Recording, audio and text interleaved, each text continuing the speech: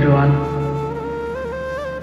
আমি গতকালকে একটা ভিডিও দেখেছি যে দিলওয়ার হোসেন সাঈদীর ছবিটা নিয়ে তার ছবির উপরে জুতা মারা হচ্ছে, লাথি মারা হচ্ছে।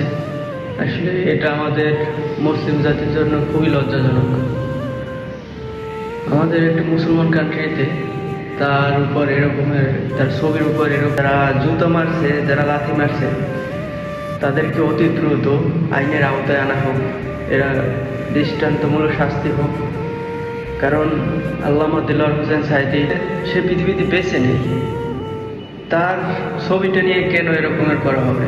তার ছবিটা নিয়ে তার জুতা মারা, তাকে লাথি মারা, এটা আসলে ভদ্রতা না, এটা আসলে আমাদের বাঙালি জাতির জন্য খুবই ধিক্কারজনক।